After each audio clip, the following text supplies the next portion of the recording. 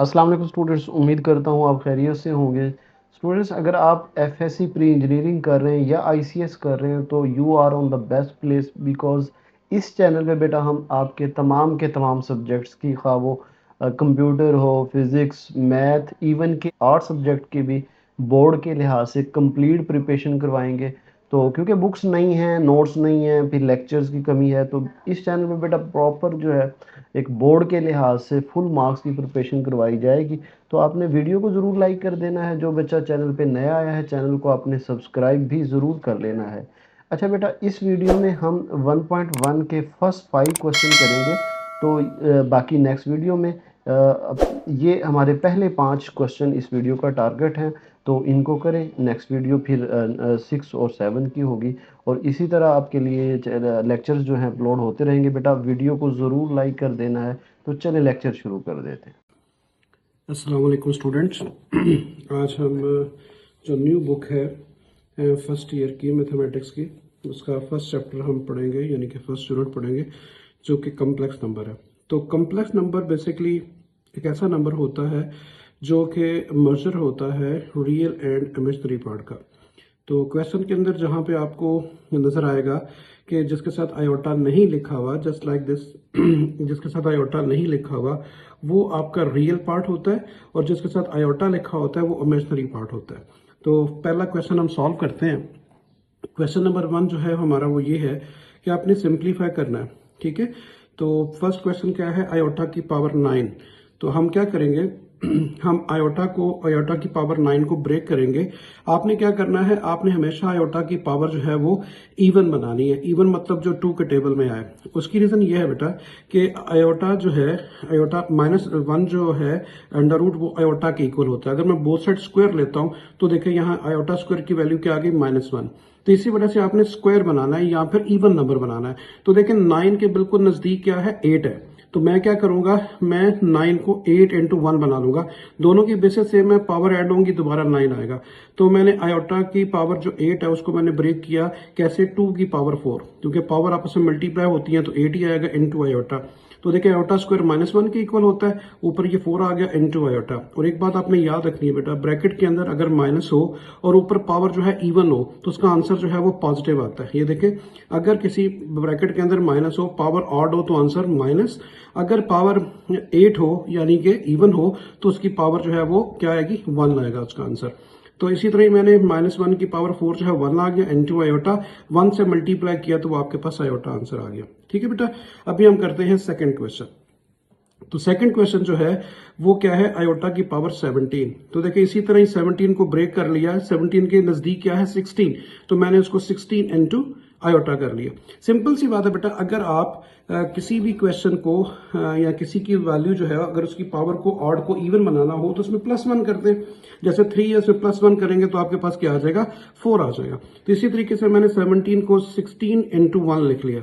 तो भी आप देखिए 16 को मैंने ब्रेक किया, पावर को 2 इंटू 8, यानी आपने यहाँ पे आयोटा स्क्वायर बनाना है। रीजन क्योंकि आयोटा स्क्वायर -1 होता है, इंटू आयोटा आ गया। उसके बाद देखें आयोटा 16 को 2 की पावर 8 लिखा इंटू आयोटा, आयोटा स्क्वायर -1 होता है तो -1 की पावर क्या आ गई, 8। तो 8 एक इवन नंबर है तो आंसर क्या आएगा, +1। तो 1 आयोटा से मल्टीप्लाई हुआ तो आयोटा आ गया।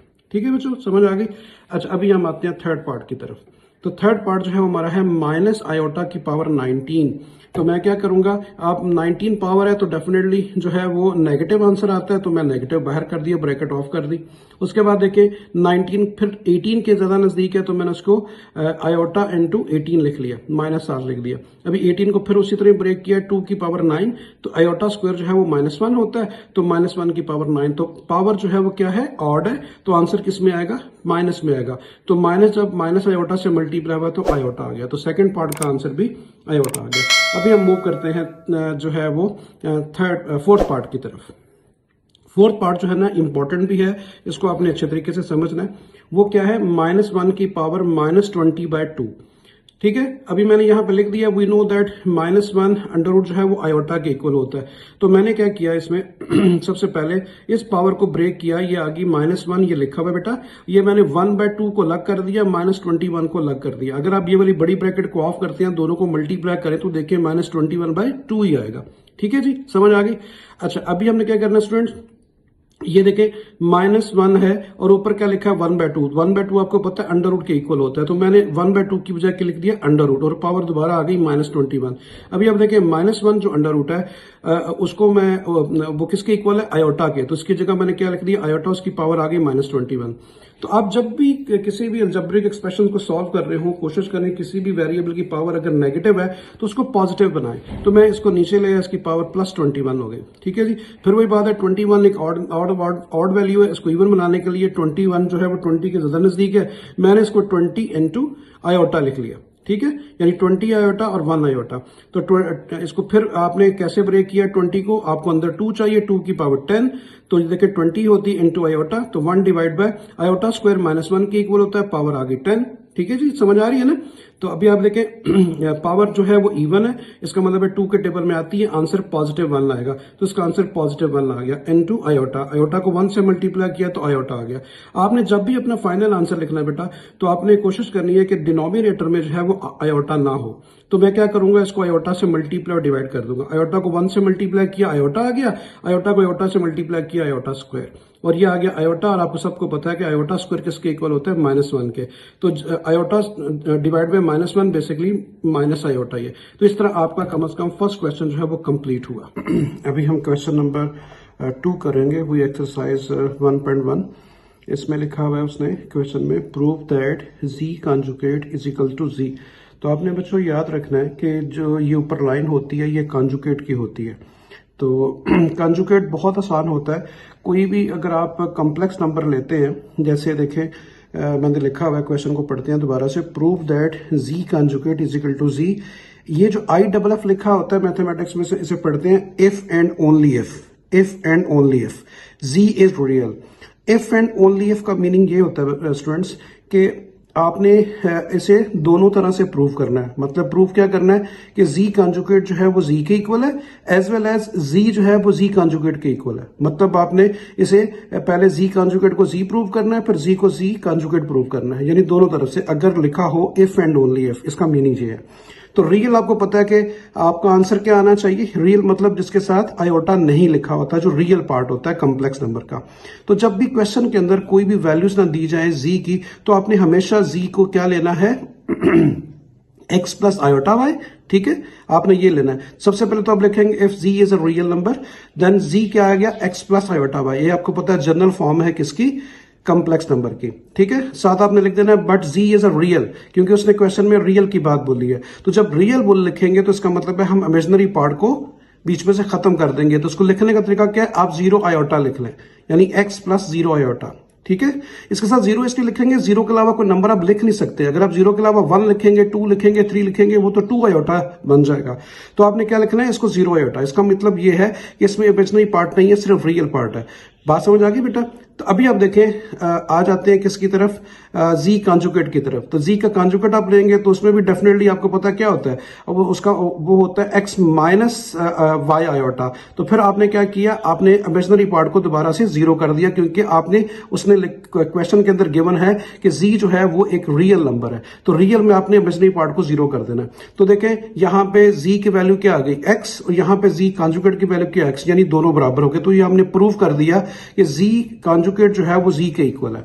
तो इफ एंड ओनली इफ की जो कंडीशन है उसके मुताबिक अभी हमने क्या करना है, z को भी z कॉन्जुगेट के इक्वल प्रूव करना है। तो इसको कन्वर्सली बोलते हैं। कन्वर्सली का मतलब होता है इनवर्स उसका।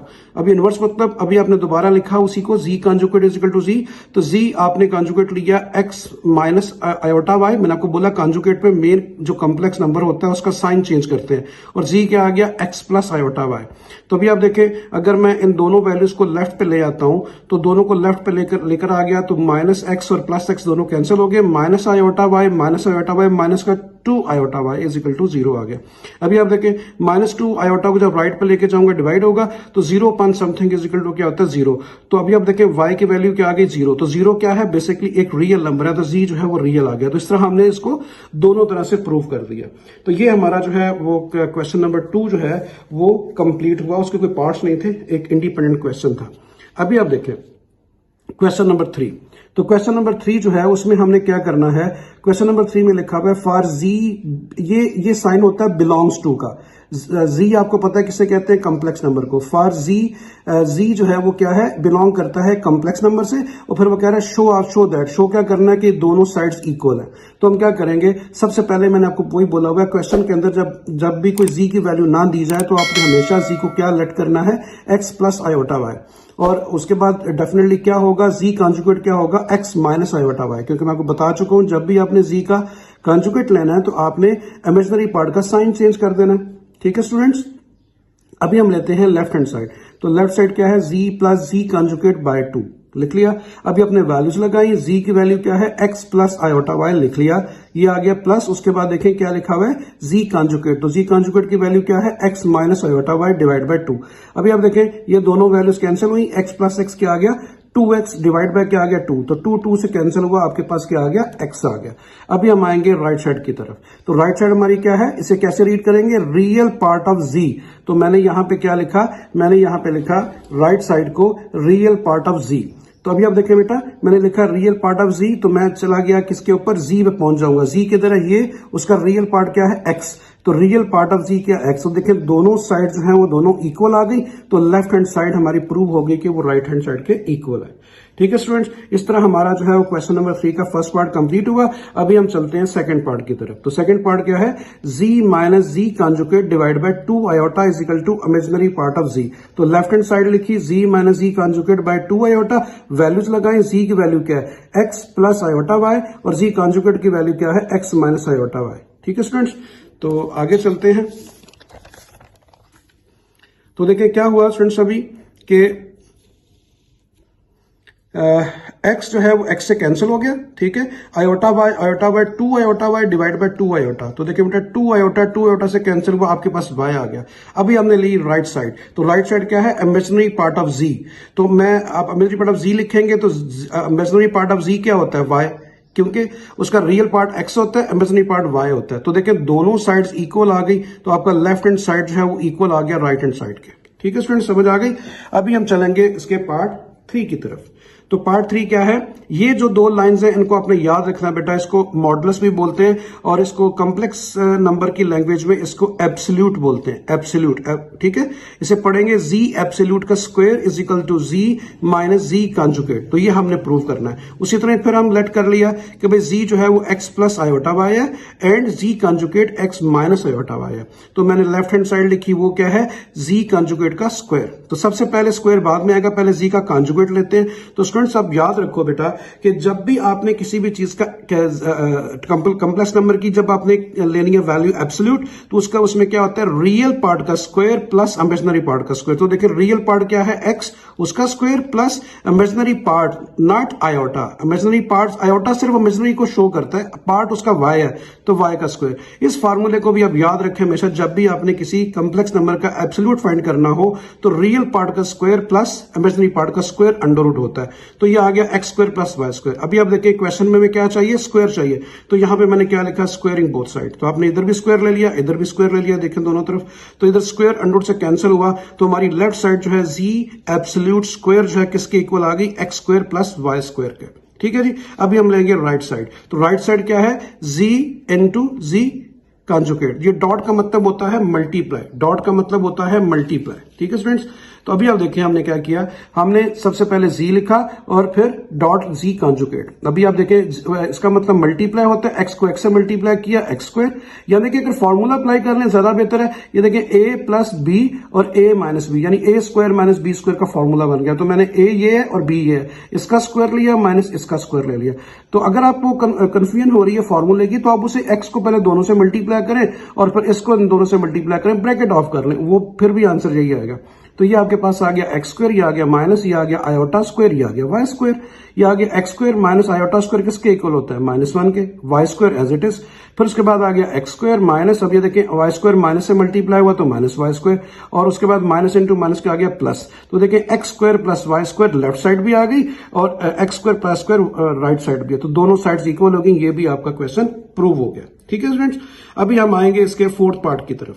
तो फोर्थ पार्ट जो है इसका, वो है कि 1 divide by z is equal to z conjugate divide by z का एब्सोल्यूट का स्क्वायर। तो सबसे पहले हमने लेफ्ट हैंड साइड ली, वो क्या थी 1 बाय z, तो मैंने लिखा 1 बाय z, 1 लिखा, z की वैल्यू लिख दी x plus iota y।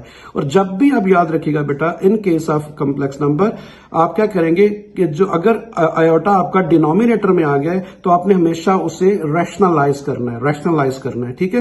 Rationalising means जो कॉम्प्लेक्स नंबर जो के अंदर जो इमेजिनरी पार्ट होता है उसका साइन चेंज करके आपने मल्टीप्लाई डिवाइड करना है, यानी आपने x माइनस आयोटा y से मल्टीप्लाई और डिवाइड करना है। इन केस अगर यहां माइनस होता तो मैं क्या करता, मैं x प्लस आयोटा y से मल्टीप्लाई और डिवाइड करता। इस प्रोसेस को रैशनलाइजिंग कहते हैं। उसके बाद इसको जब मैंने 1 से मल्टीप्लाई किया ये आ गया, और ये दोनों वैल्यूज फिर वही देखें a प्लस बी और a माइनस बी का फॉर्मूला बन गया। तो मैंने a का स्क्वायर माइनस b का स्क्वायर लिया। इन केस अगर मैं इसको a कंसिडर करूं इसको b कंसिडर करूं तो देखें x माइनस आयोटा y आ गया, और उसके बाद ये क्या आ गया आपके पास x स्क्वायर, ये देखें ये आपके पास आ गया x माइनस आयोटा y, और ये आ गया x स्क्वायर, और ये क्या आ गया आयोटा स्क्वायर और y स्क्वायर। आगे चलते हैं।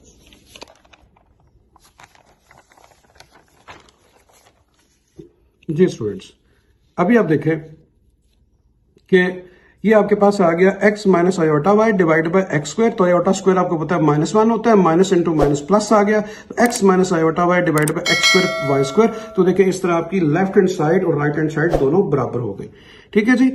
अच्छा, अभी हम आते हैं, नहीं सॉरी बेटा, अभी राइट साइड की तरफ आते हैं। तो राइट साइड क्या आती है, z conjugate divide by z का एब्सोल्यूट का स्क्वायर। तो मैंने सेम वैल्यूज लगाई, सबसे पहले z कॉन्जुगेट लिखा, और उसके बाद मैंने क्या किया, z का क्या लिया, मैंने एब्सोल्यूट लिया। वो मैंने आपको बताया था कि रियल पार्ट का स्क्वायर प्लस इमेजिनरी पार्ट का स्क्वायर अंडर रूट होता है, और क्वेश्चन के अंदर क्या दिया हुआ स्क्वायर, तो मैंने स्क्वायर लिख दिया। अभी आप देखें ये सेम वैल्यू आ गई, स्क्वायर अंडर रूट कैंसिल हुआ, तो x square plus y square. तो देखें दोनों साइड जो है वो इक्वल आ गई, ठीक है बेटा। इस तरह हमारा क्वेश्चन नंबर 3 जो है वो कंप्लीट हुआ। अभी हम आएंगे क्वेश्चन नंबर 4 की तरफ। तो क्वेश्चन नंबर 4 जो है उसमें लिखा हुआ है कि find the multiplicative inverse. Find the multiplicative inverse. आपने याद रखना है कि जो मल्टीप्लिकेटिव इनवर्स किसी भी वैल्यू का क्या होता है, जब किसी भी एक वैल्यू को उसके रेसिप्रोकल से मल्टीप्लाई करें और हमारे पास 1 आए। तो देखिए अगर मैं फॉर एग्जांपल मैं कहता हूं एक वैल्यू a है, तो उसका रेसिप्रोकल a का क्या होता है 1 बाय a, उससे मैंने मल्टीप्लाई किया, तो देखिए आपके पास आंसर क्या आ गया 1a, a से कैंसिल हुआ। तो इसका मतलब ये हुआ, अब आपने क्या करना है कि कंप्लेक्स नंबर को के फॉर्मेट जो होते हैं वो बेटा 2 होते हैं। एक फॉर्मेट जो होता है वो ऑर्डिनेट सिस्टम में लिखा जाता है, एक कॉम्प्लेक्स नंबर सिस्टम में लिखा जाता है। तो ये जो लिखा हुआ है ये ऑर्डिनेट में लिखा हुआ है, ठीक है, -4 और 7। सबसे पहले इसे कॉम्प्लेक्स फॉर्म देंगे। तो ये क्वेश्चन को मैं लिखा है गिवन द कॉम्प्लेक्स फॉर्म। तो कॉम्प्लेक्स फॉर्म में क्या करना है, ये रियल पार्ट होता है, ये इमेजिनरी पार्ट होता है। तो ये आपने क्या लिखा -4, और आपको पता है रियल और इमेजिनरी पार्ट के बिटवीन क्या होता है प्लस। तो यहां पे फिर आपने क्या लिखना है, प्लस लिखना है, और 7 के साथ आयोटा, यानी first value real part, second value imaginary part, इन दोनों के बिटवीन आपने क्या लिखना है प्लस। तो ये देखिए ये जो ऑर्डिनरी फॉर्म थी, ऑर्डिनेट फॉर्म थी, वो आपकी किस में आ गई, कॉम्प्लेक्स फॉर्म में आ गई। ये रियल पार्ट, ये इमेजिनरी पार्ट। तो आपने क्या करना है, इसको लेट कर लेना कि ये z के इक्वल है, ठीक है। अभी टेकिंग मल्टीप्लिकेटिव इनवर्स, अभी आप मल्टीप्लिकेटिव इनवर्स लेंगे, वो मैंने आपको बोल चुका हूं। अगर ये -4 प्लस 7 आयोटा, तो उसका मल्टीप्लिकेटिव इनवर्स क्या होगा, 1 डिवाइड बाय -4 प्लस 7 आयोटा, ठीक है। यानी जिस तरह z का देखें मल्टीप्लिकेटिव इनवर्स क्या होगा 1 बाय z, क्योंकि इन दोनों को मल्टीप्लाई करें तो 1 आता है। मैंने आपको शुरू में यही बताया कि अगर दोनों को कैंसिल करने से 1 आए तो ये जो है वो उसका मल्टीप्लिकेटिव इनवर्स होता है, यानी 1 बाय a का a होता है, a का 1 बाय a होता है। तो देखें z अगर ये है तो z का मल्टीप्लिकेटिव इनवर्स क्या होगा 1 बाय z। तो मैंने 1 लिखा, नीचे z की वैल्यू लिख दी। अभी आप देखें मैंने आपको बोला था कि कॉम्प्लेक्स नंबर डिनोमिनेटर में आ जाए तो उसको हमेशा क्या करते हैं, रैशनलाइज करते हैं। तो देखिए मैं इसको रैशनलाइज करने लगा हूं। तो रैशनलाइज कैसे करना है, मैंने बोला था कि जो इमेजिनरी पार्ट होता है उसका साइन चेंज करके आपने मल्टीप्लाई भी करना है और डिवाइड भी करना है। तो मैंने उसी तरह ही किया। अब इसको 1 से मल्टीप्लाई किया, ये आ गया। इन दोनों को फिर वही देखें a प्लस बी और a माइनस बी, तो a का स्क्वायर माइनस ये देखें b का स्क्वायर। तो आपके पास ये सेम वैल्यू आ गई। 4 का स्क्वायर क्या आ गया 16, 7 का स्क्वायर 49, आयोटा का स्क्वायर आ गया, और ये माइनस आ गया। उसके बाद देखिए -4 -7 आयोटा एज इट इज लिखा, ये आ गया 16, और आयोटा स्क्वायर आपको पता है -1 के इक्वल होता है, माइनस जब इससे मल्टीप्लाई हुआ। अभी इस बात को सीख लें कि जब भी आयोटा स्क्वायर किसी वैल्यू के साथ लिखा हो, आयोटा स्क्वायर को खत्म करके इसका साइन बदल दें। तो इसको माइनस को मैंने प्लस कर दिया, आयोटा स्क्वायर की वैल्यू आ गई। तो -4 -7 आयोटा लिखा और 49 16 को प्लस करेंगे तो 65। ये आपके पास जो है ना सॉल्व हो गया। आपने दोबारा ऑर्डिनेट फॉर्म में आंसर लिखना है। ये 65 जो डिनोमिनेटर में है या एलसीएम है, इसको अलग अलग कर दें। 4 के नीचे अलग लिख दें, 7 के नीचे अलग लिख दें और बीच में कॉमा लिख दें। तो ये आपके पास जो है ये इस वैल्यू का जो मेन -4 और 7 क्वेश्चन गिवन था उसका क्या आ गया, उसका मल्टीप्लिकेटिव इनवर्स आ गया। तो ये प्रोसेस था मल्टीप्लिकेटिव इनवर्स को फाइंड करने का। ठीक है, बहुत आसान है। मैं रिपीट कर देता हूं, जो भी आपको फॉर्म दी है उससे पहले कॉम्प्लेक्स फॉर्म दें, फर्स्ट वैल्यू को सेम लिखें, दूसरी वैल्यू के साथ आयोटा लिखें, दरमियान में प्लस लिखें और उसको ये जी के इक्वल लिख लें और इसको 1/z करेंगे तो उसका क्या आ जाएगा, मल्टीप्लिकेटिव इनवर्स। आगे सॉल्व करके ये आंसर आपने फाइंड आउट कर लिया। इसी तरह इसका सेकंड पार्ट है, जी लिखा हुआ है √2 - √5 आयोटा। तो आपने क्या करना है, ये देखिए अगर जी है तो उसका मल्टीप्लिकेटिव इनवर्स क्या होगा, 1/z। तो मैंने 1 लिखा, नीचे क्या जी की वैल्यू ये है, उसके बाद देखिए रैशनलाइज किया। ठीक है, उसी तरीके से जैसे आपका क्वेश्चन ये वाला पार्ट था। तो देखिए ये सेम वैल्यू आ गई, उसके बाद ये देखिए ये क्या आ गया, स्क्वायर अंडर रूट से कैंसिल हुआ 2 आ गया, आयोटा का क्या आ गया स्क्वायर, और स्क्वायर अंडर रूट से कैंसिल हुआ तो 5 आ गया। अभी सेम वैल्यू ऊपर वाली लिखी, डिनोमिनेटर में क्या आ गया 2, और मैंने कहा था जिसके साथ आयोटा स्क्वायर लिखा उसे खत्म करके इसका साइन बदल दे, क्योंकि आयोटा स्क्वायर -1 होता है, तो ये +5 आ गया। तो आपके पास देखिए √2 आ गया और उसके बाद √5, इसको मैंने अलग करके लिख दिया। देखिए 5 और 2 कितना होता है, 7। ठीक है, एक स्टेप आपका सेव कर दिया बस, √2 / 7 और √5 / 7। तो ये आपके पास क्या आ गया, ये मल्टीप्लिकेटिव इनवर्स आ गया, जो मेन क्वेश्चन गिवन था। ठीक है स्टूडेंट्स, तो इस तरह ये हमारा जो है क्वेश्चन नंबर 4 जो है वो भी कंप्लीट हुआ सेकंड पार्ट के साथ। आगे चलते हैं। अभी आप देखें, ये आ गया हमारा क्वेश्चन जो है 4, उसका थर्ड पार्ट। ठीक है, थर्ड पार्ट से बिल्कुल नहीं आपने घबराना, बहुत आसान है, कोई मुश्किल नहीं है। ये लिखा हुआ है 1 and 0। तो सबसे पहले इसे कॉम्प्लेक्स फॉर्म दें, तो z = क्या आ जाएगा, ये रियल पार्ट है एज इट इज आ गया, ये क्या है इमेजिनरी पार्ट है, इसके साथ आपने क्या लिखना है, आयोटा लिखना है। ठीक है, अभी आप देखें इसका बेसिकली इसको जब फाइंड करेंगे इसका मल्टीप्लिकेटिव इनवर्स, तो z का क्या होता है 1/z। तो मैंने लिखा 1 / z लिख दिया, तो z के 0 से मल्टीप्लाई हुआ 0 ही हो गया। तो इसका फाइनल आंसर इसका बेसिकली 1 नहीं आ गया। तो लेकिन आपने क्या करना है, आपने शो करना है साथ उसका इमेजिनरी और रियल पार्ट, साथ आप आयोटा के साथ 0 लिख दें। ये बेसिकली 1 नहीं लिखा हुआ है। ठीक है, तो इसको जब आप दोबारा ऑर्डिनेट फॉर्म में लिखेंगे तो ये क्या आ गया 1, और उसमें आपको पता है जब ऑर्डिनेट फॉर्म में दोबारा लिखना होता है तो उसके साथ आयोटा नहीं लिखते बल्कि 0 आ गया। ठीक है जी, समझ आ गई। अभी हम आते हैं क्वेश्चन नंबर 5 की तरफ। 5 बहुत आसान और इंपॉर्टेंट क्वेश्चन है। उसमें उसने लिखा हुआ है कि आप सेपरेट करें into real and imaginary part. तो आपको पता है रियल और इमेजिनरी पार्ट से मिलकर कॉम्प्लेक्स नंबर बनता है। वो आपसे क्वेश्चन रिक्वायर कर रहा है कि आप क्या करें, आप अलग अलग कर दें रियल को और इमेजिनरी पार्ट को। तो ये मेन क्वेश्चन दिया गया। मैंने आपको बोला जब भी आपका आयोटा जो है डिनोमिनेटर में आ जाए उसे फौरन से पहले क्या करें, रैशनलाइज कर दें। तो मैंने इसको रैशनलाइज किया। मेन क्वेश्चन ये दिया हुआ, रैशनलाइजिंग हमेशा डिनोमिनेटर से करनी है, डिनोमिनेटर से। इसका साइन बदल दे माइनस करके, यानी 4 - 5 आयोटा से मल्टीप्लाई और डिवाइड। ये दोनों को मैंने इकट्ठा लिखा, उसके बाद ये दोनों फिर वही देखें, a + b और a - b, तो a का स्क्वायर - b का स्क्वायर। तो ये आपके पास ये, इसको मैंने ब्रैकेट ऑफ की, 2 × 4 = 8। ठीक है, ये देखें 2 × 4 = 8 और 2 × 5 = 10 आयोटा, 7 × 4 = 28 आयोटा और 7 × 5 = 35 iota, minus into minus plus, और नीचे वाला 4 × 4 = 16 और ये 25 आयोटा का स्क्वायर। ठीक है जी, अभी आप देखें ये लिखा हुआ 8, मैंने 10 और 28 को ऐड किया, 38 आयोटा, और मैंने आपको बोल दिया था आयोटा स्क्वायर -1 के इक्वल होता है, माइनस से मल्टीप्लाई हुआ तो -35 आ गया, और नीचे आपके पास 16, और इस तरह आयोटा स्क्वायर की वैल्यू यहां भी -1 आ गई। अभी हम देखें, चलते हैं इसके बाकी हिस्से की तरफ। तो वो 8 आ गया, -38 आयोटा -35, इन दोनों को प्लस किया तो 41। अभी आपने डिनोमिनेटर यानी एलसीएम को अलग अलग करना है। 27 / 41, 38 / 41। तो ये आपके पास जो है वो आंसर आ गया। अभी आपने कोशिश करनी है कुछ, वैसे आपकी बुक के पीछे तो इसी तरह ही आंसर लिखा हुआ है, लेकिन आप कोशिश करें कि आंसर ऐसे लिखें। कैसे? आप लिखिए रियल पार्ट वो है जिसके साथ आयोटा नहीं लिखा हुआ, यानी 27/41 विद माइनस साइन, और उसके बाद लिखें इमेजिनरी पार्ट कौन सा है, जिसके साथ आयोटा लिखा हुआ है, वो क्या है -38/41। ठीक है, इसके साथ आयोटा नहीं लिखना, जस्ट आयोटा शो कर रहा है कि ये इमेजिनरी पार्ट है। इसी तरह इसका सेकंड पार्ट है बेटा, सेकंड पार्ट में लिखा हुआ है -2 + 3 आयोटा का स्क्वायर / 1 + आयोटा। तो अभी आप देखें, आप क्या करें कि अपना फॉर्मूला आसान करने के लिए 3 आयोटा को पहले लिख दें और -2 को बाद में लिख दें नीचे वही, ताकि पता चले ये a माइनस बी का होल स्क्वायर का फॉर्मूला है। तो देखें a का स्क्वायर और उसके बाद ये देखें b का स्क्वायर और 2ab करेंगे तो 2 2 जा 4 4 3 जा 12 iota divide by this one. मैंने फॉर्मूला ओपन किया a minus b whole square का। अभी आप देखें आयोटा स्क्वायर -1 होता है तो -1 9 से मल्टीप्लाई हुआ तो -9 आ गया, ये 4 आ गया और ये 12, बाकी सारा एज इट इज। और उसके बाद देखिए 9 में से 4 माइनस किया तो -5, उसके बाद 12 iota divide by 1 plus iota. ठीक है, समझ आ रही बेटा? अच्छा, अभी आपने क्या करना है, अभी आपके पास ये चीज आ गई। अभी मैंने आपको बोला था कि डिनोमिनेटर में आयोटा नहीं होना, उसे खत्म करने के लिए आप क्या करते हैं कि इसी के जो आयोटा की वैल्यू उसका साइन चेंज करके मल्टीप्लाई डिवाइड करते हैं, यानी रैशनलाइजिंग। तो मैंने 1 माइनस आयोटा से मल्टीप्लाई किया, डिवाइड भी कर दिया।